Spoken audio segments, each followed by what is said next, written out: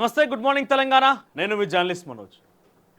ఇక రాష్ట్ర వ్యాప్తంగా నిన్న మళ్ళొక సంచలనం రేపే వార్త ఏంటంటే 10 మంది ఎమ్మెల్యేలకి హైకోర్టు నోటీసులు జారీ చేయడం.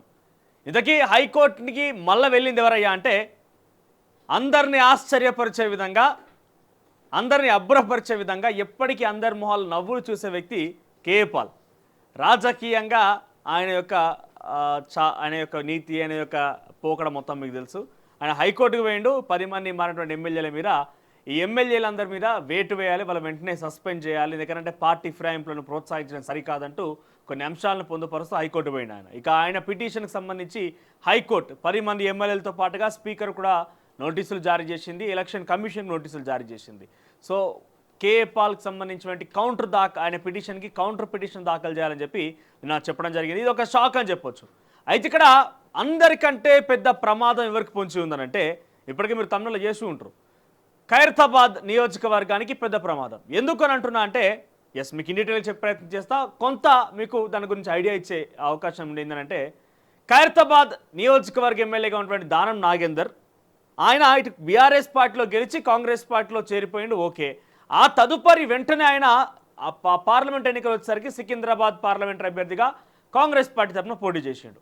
ఆయనకే పెద్ద ప్రమాదం ఎందుకంటున్నా అంటే, ఒకవేళ అరకపుడి గాంధీ, ప్రకాష్ గౌడ్, పోచారం శ్రీనివాసరెడ్డి, గూడెం మహిపాల్ రెడ్డి, బండ్ల కృష్ణమోహన్ రెడ్డి, కోర్టుల నియోజకవర్గ, జైత్యాల నియోజకవర్గ ఎమ్మెల్యే సంజయ్, వీళ్ళందరూ కూడా పార్టీ మారినా కూడా ఇప్పుడు అరకపుడి గాంధీ విషయంలో కాంగ్రెస్ పార్టీ ఎటువంటి విధానం అవలంబిస్తుందో చూస్తున్నాం మనం. అంటే ఆయన మా పార్టీ ఎమ్మెల్యే గారు, బీఆర్ఎస్ ఎమ్మెల్యే అని చెప్పి టెక్నికల్గా ఆయన బీఆర్ఎస్ ఎమ్మెల్యేగానే చూపించే ప్రయత్నం చేస్తోంది. అంటే ఇదే తరహాలో మిగిలిన 9 మంది ఎమ్మెల్యేలు చూపించే అవకాశం కూడా లేకపోలేదు. కానీ ఒకే ఎమ్మెల్యే దానం నాగేందర్ మీద మాత్రం ఆ రకంగా చూపించలేదు. ఎందుకనంటే ఆయన అటు బీఆర్ఎస్ పార్టీ తరఫున గెలుపొంది కాంగ్రెస్ పార్టీలో చేయడమే కాకుండా వచ్చినటువంటి పార్లమెంట్ ఎన్నికల్లో వెంటనే వచ్చిన పార్లమెంట్ ఎన్నికల్లో ఎంపీగా కూడా పోటీ చేసిండు. దీంతో ఏమవుతుంది, ఆయన విషయంలో చాలా వేటుపడే అవకాశం ఉంటుంది. అవసరమైతే ఉప ఎన్నిక వచ్చినా కూడా మనకు ఆశ్చర్యపోవాల్సిన పని లేదు. సో డీటెయిల్గా మాట్లాడుకుందాం ఈ అంశాల గురించి. ఇక మరొక వార్త సంచలనం రేగినటువంటి అంశం ఏంటంటే, తమ్ముడికి అన్న షాక్ ఇచ్చిండు. ఇంతకీ తమ్ముడెవరు, అన్నెవరయ్యా అంటే ముఖ్యమంత్రి రేవంత్ రెడ్డికి అన్న తిరుపతి రెడ్డి షాక్ ఇచ్చిండు. ఎందుకంటే హైడ్రా కూల్చివేతలకు సంబంధించిన అంశం మనం చూస్తూనే ఉన్నాం. హైడ్రా కూల్చివేతలు ఏ రకంగా ముమ్మరంగా కొనసాగుతున్నది మనం చూస్తూనే ఉన్నాం. ఓవైపు హైడ్రా కూల్చివేతలు కొనసాగుతున్న నేపథ్యంలో సామాన్యుల దగ్గరికి పోయి ఉక్కుపాదం మోపి వాళ్ళ యొక్క కట్టడాలను, అక్రమ కట్టడాలంటూ కూల్చేస్తున్న ప్రక్రియ మన నిత్యం చూస్తూనే ఉన్నాం. మరోవైపు ఇదే స్థాయిలో దుర్గం చెరువు ఎఫ్టీఎల్ బఫర్ జోన్లో కూడా హైడ్రా నోటీసులు జారీ చేసింది. అంటే సామాన్యులుగా నోటీసులు ఏం జారీ చేయలే, కానీ ఇక్కడ నోటీసులు ఇచ్చింది. ఈ నోటీసులు ఇచ్చిన తర్వాత కొన్ని రోజులకి బయటపడింది ఆ మార్కింగ్స్ వేసిన తర్వాత. సో ఆ తర్వాత రేవంత్ రెడ్డి సోదరుడు తిరుపతి రెడ్డి ఏమన్నాడంటే, నిజంగా ఈ యొక్క ఇల్లు కనుక, ఈ నిర్మాణం కనుక ఎఫ్టీఎల్ బఫర్ జోన్లో ఉంటే నాకు కొంత సమయం ఇవ్వండి, నేను సామాగ్రి సామాన్లు తీసుకున్నాక మీరు కూల్ చేయండి, పర్వాలేదు, లేకుండా నా స్వతహాగా నేను కూల్ చేయమన్నా కూల్ చేసుకుంటాను అన్నాడు.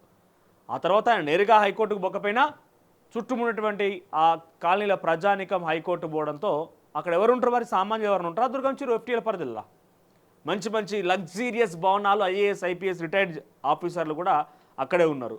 సో అటువంటి రిచెస్ట్ ఏరియాకేమో నోటీసులు ఇచ్చి, వాళ్ళ అక్రమం అని అన్నీ తెలిసి అక్కడ కొనుగోలు చేసిన వాళ్ళకేమో నోటీస్ ఇచ్చి వాళ్ళకి అవకాశం కల్పించి హైకోర్టు నుంచి స్టే తీసుకొచ్చుకునేదాకా అవకాశం కల్పించారు. సున్నం చెరువు దగ్గర, నల్ల చెరువు దగ్గర, నిన్న చూస్తే పటేల్గూడ దగ్గర, ఈరోజు మళ్ళీ అమీన్పూర్ దగ్గర నిర్మాణాల కూల్చివేత కొనసాగుతున్నాయి. వీళ్ళకు నోటీసులు ఎక్కడి, వీళ్ళు కోర్టుకు పోయేది ఎక్కడ, వీళ్ళ కథ ఏంది, కార్ఖానే ఏంది. మళ్ళా అక్కడ వాళ్ళకి పర్మిషన్ ఇచ్చింది కూడా ఈ ప్రభుత్వ అధికారులే. మాట్లాడదాం ఇదే అంశాలకు సంబంధించి. ముందుగా వివిధ వార్తాపత్రికలు వచ్చిన కథనాలు చూద్దాం. ఇక ముందుగా తొలి వెలుగు విషయానికి వస్తే, తొలి వెలుగులో హెడ్లైన్స్ చూస్తే కనుక, లేడీ డాన్సర్కు బన్నీ సపోర్ట్ నిజమే, పుష్ప 2 అడిషనల్ కొరియోగ్రాఫర్ ఆ యువతే, అన్ని పాటలకు లేడీ డాన్సర్గా పెట్టుకున్నాం, 6 నెలల క్రితం చేసిన సాంగ్లోనూ ఆమె పేరుంది, జానీ మాస్టర్తో పని చేద్దామనుకునే లోపే ఇలా జరిగింది, వారిద్దరి మధ్య వివాదం వ్యక్తిగతమే, పుష్ప 2 నిర్మాత మైత్రి రవి కీలక వ్యాఖ్యలు, బన్నీ ఫ్యాన్స్ ఝాన్సీ చెబుతున్నది అబద్ధమా, సోషల్ మీడియాలో మైత్రి రవి వ్యాఖ్యలు వైరల్, అసలేం జరుగుతోందంటూ నెటిజన్ల ప్రశ్నలు.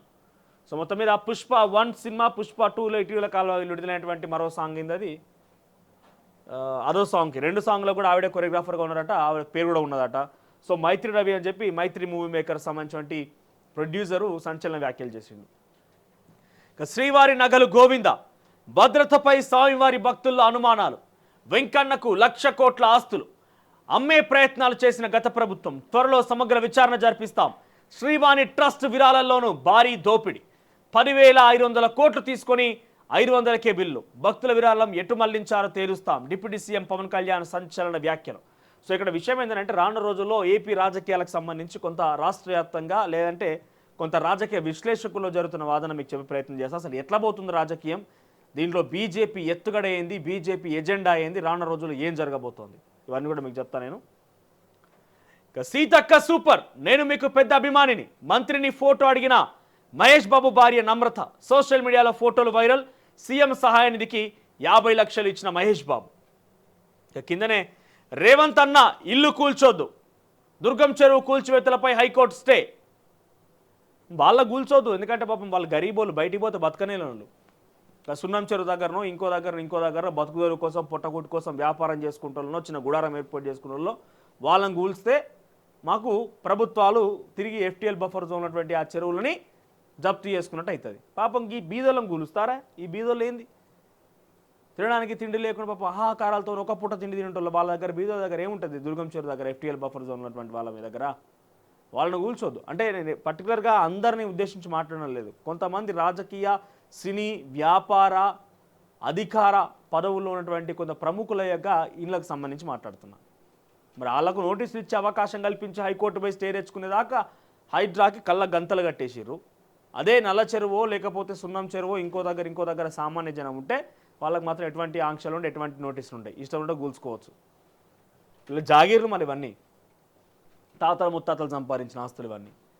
ఇక ఆ 10 మంది ఎమ్మెల్యేలపై వేటు, నోటీసులు జారీ చేసిన హైకోర్టు కౌంటర్ దాఖలు చేయాలని ఆదేశాలు, అనర్హులుగా ప్రకటించాలంటూ కేఏ పాల్ పిటిషన్, జీతాలు అలవెన్సులు కట్ చేయాలని రిక్వెస్ట్, 4 వారాలకు విచారణ వాయిదా, నేతల పశువుల్లో అమ్ముడుపోతున్నారు, ఎమ్మెల్యేల పార్టీ మారితే ఈసీ ఏం చేస్తోంది, నాటి పిటిషన్పై హైకోర్టు సీరియస్ యాక్షన్ తీసుకుంటుంది, మీడియా ఎదుట కేఏ పాల్ ఆగ్రహం. సూపర్. ఇక ఈనాడు హెడ్లైన్స్ వస్తే కనుక మేడిగడ్డ పూర్తయినట్లు ఇచ్చిన ధృవీకరణ రద్దు, మేడిగడ్డ బ్యారేజ్ అనేది పూర్తయిందని చెప్పి ఇచ్చినటువంటి ఆ సర్టిఫికేషన్ రద్దు చేసిందట రాష్ట్ర ప్రభుత్వం. సో ఏసీబీ చట్టం కింద తిరిగి కేసులు కూడా నమోదు చేసే అవకాశం ఉందట ఇంజనీర్ల పైన. ఇక ఒక రాష్ట్రం ఒకే కార్డు, రేషన్, ఆరోగ్యం, సంక్షేమం అన్నింటికీ అదే, అందులోనే హెల్త్ ప్రొఫైల్ డిజిటల్ రూపంలో అందజేత, ప్రతి నియోజకవర్గంలోని ఒక పట్టణం, ఒక గ్రామం పైలట్ ప్రాజెక్ట్ కింద ఎంపిక, మంత్రులు. మళ్ళీ పైలట్ ప్రాజెక్ట్ ఎక్కడికి పోతుంది చెప్పండి, ఈ పైలట్ ప్రాజెక్ట్ ఏడికి పోతుంది, పైలట్ ప్రాజెక్ట్ అనేది ఏడికి పోతుంది, ఒక్కసారి మీ అభిప్రాయం చెప్పండి. ఇక్కడ చూడండి ఏమంటున్నాడు, ఈ పైలట్ ప్రాజెక్ట్ కింద ఓ పట్టణం, ఓ గ్రామం ఎంచుకోబోతున్నారట. ఈ పైలట్ ప్రాజెక్టు ఏడికి పోతుంది ఫస్ట్ అంటే ప్రతి నియోజకవర్గంలో ఉంటుంది అనుకోండి. అన్నింటికంటే మెయిన్ మనం ఆలోచన చేయాల్సిందంటే కొండారెడ్డిపల్లికి పోతుంది, మళ్ళీ కొడంగల్ పోతుంది. అన్డౌటెడ్లీ ఫస్ట్ అక్కడనే ప్రారంభిస్తారు. ఇక 10,000 మందికి నైపుణ్యం, బ్యాంకింగ్, ఫైనాన్స్ సర్వీసెస్, బీమా రంగాల్లో విద్యార్థులకు శిక్షణ, 18 ఇంజనీరింగ్, 20 డిగ్రీ కళాశాలలో ప్రయోగాత్మక బోధన, 25న ప్రారంభించనున్న సీఎం. ఇక స్కిల్ యూనివర్సిటీ ఉంది కదా, స్కిల్ యూనివర్సిటీ కింద 10,000 మందికి ఈ ఏడాదిన ప్రారంభించబోతున్నట్టు. స్కిల్ వాళ్ళకు బ్యాంకింగ్, ఫైనాన్స్ సర్వీసెస్, బీమా రంగాల్లో వాళ్ళకు కొంత నైపుణ్యతను కల్పించబోతున్నారట. 18 ఇంజనీరింగ్ కాలేజ్, 20 డిగ్రీ కళాశాలను దీని కింద అండర్టేకింగ్లా తీసుకోబోతున్నారట. ఇంకా అందాల Riya, Miss Universe India Gujarat రాష్ట్రానికి చెందిన 18 ఏళ్ల Riya Singha Miss Universe India 2024 title గెలుచుకున్నారు. ఇక కేజ్రీవాల్ కుర్చీని ఖాళీగా వదిలి సీఎంగా అతీషి బాధ్యతలు. సో ఇక్కడ ఇది ముఖ్యమంత్రి కుర్చీ, ఈ కుర్చీని పక్కన పెట్టి ఇంకో కుర్చీ వేసుకొని పక్కన అతీషి కూర్చుందంట. మరి ఈ కుర్చీ ఖాళీగా ఎందుకున్నది అంటే రాజకీయంగా టాక్టిక్స్ ఇవన్నీ, ఒక సానుభూతి, ఎమోషన్ క్రియేట్ చేసేందుకు టాక్టిక్స్ ఇవన్నీ. సో ఢిల్లీ ముఖ్యమంత్రిగా అరవింద్ కేజ్రీవాల్ రాజీనామా చేయడానికి అవసరం ఏమొచ్చిందనేది గతంలో చెప్పిన మళ్ళీ చెప్తున్నా ఏంటంటే ప్రజల నుంచి మళ్ళోసారి విశ్వాసం, వారి నుంచి వారి నమ్మకాన్ని పొందితే తప్ప నేను ఆ కుర్చీని ఎక్కను, నా మీద లేనిపోయిన అబండాలు బీజేపీ పార్టీ వేసి నన్ను జైలుకి పంపించింది, సో నేను ఆ కుర్చీ దిగుతున్నా, మళ్ళీ మీ దగ్గరికి వచ్చి మ్యాండేట్ మీరు ఇచ్చి నాకు ఓటేసి గెలిపిస్తే కానీ ఆ కుర్చీలో కూర్చోనని చెప్పి ఆయన చాలా నిజాయితీపరుడు, అవినీతి మచ్చలేనటువంటి వ్యక్తి అని నిరూపించుకోవడం కోసం ఇదొక ప్రయత్నంగా చేసిండు. దాని కొనసాగింపు ఈ కుర్చీని వదిలిపెట్టుడు. ఇంకా రాను ఇంకా చాలా ఉంటాయి. ఇంకా నవంబర్ ఎలక్షన్స్ అంటే ఇంకో నెల ఉన్నది కదా, ముందస్తు పోబోతున్నట్టు ఢిల్లీ ప్రభుత్వం. సో ఇంకో నెల మొత్తం మనం ఈ టాక్టిక్స్ని గేమ్స్ని చూడాల్సిన అవసరం ఉంటుంది. ఇంకా ఫిరాయింపు ఎమ్మెల్యేలకు హైకోర్టు నోటీసులు, స్పీకర్ కార్యాలయం ఈసీకి జారీ. ఇక బారాస ఆసుపత్రుల సందర్శన ఉద్రిక్తం. ఇక తిరుమలలో శాస్త్రోక్తంగా శాంతి హోమం, శ్రీవారి ఆలయంలో లోక కళ్యాణార్థం నిర్వహణ. ఇక నెయ్యి మాటున నయవంచన, కుళ్ళిన జంతు వ్యర్థాలతో తయారీ. రాజధాని చుట్టుపక్కల జిల్లాలో పెద్ద ఎత్తున దందా. ఇదేచ్చగా నకిలీ నెయ్యి, నూనెల ఉత్పత్తి కేంద్రాలు, ప్రముఖ కంపెనీల పేర్లతో విక్రయం. ఇక మరో భీకర యుద్ధం, దక్షిణ లెబనాన్పై ఇజ్రాయెల్ నిప్పుల వాన. ఇక చైల్డ్ పోన్ పై సుప్రీం కొరడా, అశ్లీల దృశ్యాలు కలిగి ఉండటము నేరమే, వాటి నిల్వ, డౌన్లోడ్ చేయడం, వీక్షించడం పోక్సో ఐటీ చట్టాల ప్రకారం తీవ్ర శిక్షార్హమే. అంటే చైల్డ్ పోర్ను అంటే చిన్నపిల్లలకు బిలో 18కి సంబంధించినటువంటి ఆ వీడియో సంబంధించి డౌన్లోడ్ చేసినా లేదంటే చూసినా అవి వెబ్సైట్లో ఉన్నా వాటికి సంబంధించినటువంటి కొంత ఇబ్బంది కలగజేసేటువంటి అంశాలు ఏవైనా ఉన్నా అంటే వాటి స్టోరేజ్ ఏది కూడా ఉండదు, ఆ అంశాలు అసలు తెర మీద ఉండకూడదు. అవి ఉంటే కనుక పోక్సో చట్టం కింద డెఫినెట్గా కేసు నమోదు చేయడమే.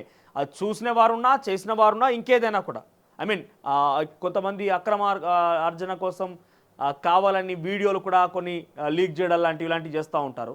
సో అటువంటి దృశ్యాలు ఏమున్నా కూడా చట్టరీత్యా నేరం అంటూ సుప్రీంకోర్టు చెప్పుకొచ్చింది నిన్న. ఇక ఎంటెక్లోనూ అమ్మాయిలదే పై చేయి, తొలిసారిగా అబ్బాయిలను మించి చేరిక. 4351 మందిలో 51% వారే ప్రైవేట్ ఇంజనీరింగ్ కళాశాల అధ్యాపకులుగా చేరే లక్ష్యం. సో ఎంటెక్లో కూడా అమ్మాయిలదే పై చేయి సాధిస్తున్నారంట. ఇక పచ్చని దారుంది, పచ్చలహారం వేసింది. ఇరువైపులా పచ్చదనం నిండుగా కంటికి కింపుగా కనిపిస్తున్నాయి రహదారి, శంషాబాద్ విమానాశ్రయానికి వెళ్లే మార్గం. 20,000కు పైగా అలంకరణ మొక్కలు, 675కి పైగా ఎకరాల విస్తరించిన పచ్చని చెట్లు నిత్యం టన్నుల కొద్దీ ప్రాణవాయువును అందిస్తున్నాయి. ప్రయాణికులకు ఆహ్లాదాన్ని పంచుతున్నాయి. ఇటీవలి వర్షాలకు పచ్చిక బయళ్లతో పచ్చదనం మరింత చిక్కబడింది. సో వ్యూ బాగుంది.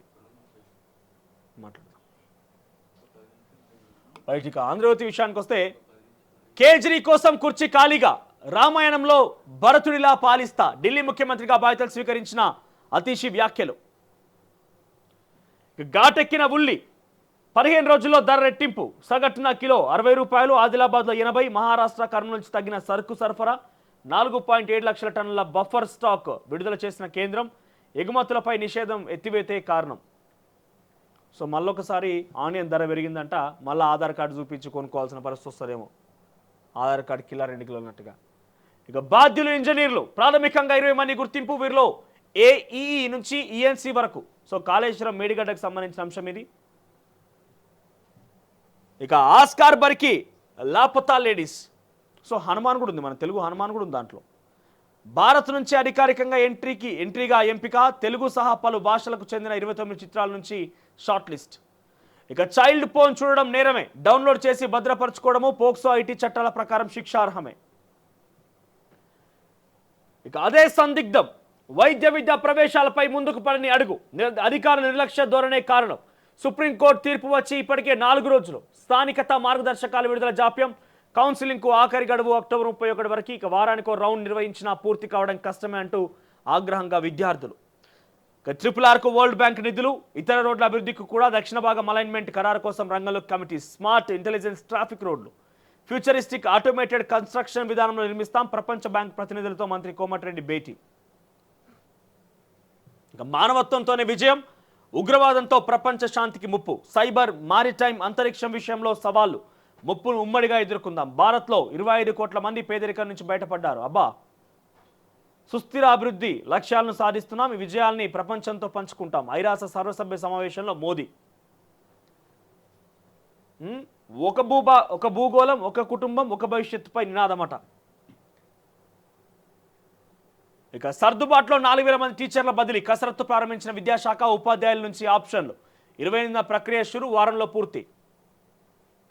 ఇక తిరుమలలో సంప్రోక్షణ, అధికార పార్టీ కొమ్ము కాస్తే ఏపీ పోలీసుల గతే, ఆంధ్రాలో జరుగుతున్నది చూడండి, రాష్ట్ర పోలీసులు తీరు మార్చుకోండి. 22 రోజులైన సాగర్ గండ్లు పూడ్చరే, రామచంద్ర రేవంత్ను క్షమించి రైతులను కాపాడు హరీష్ అంటూ రామచంద్ర రేవంత్ను క్షమించి రైతులను కాపాడని చెప్పి హరీష్ రావు అనుకుంటున్నాడంట.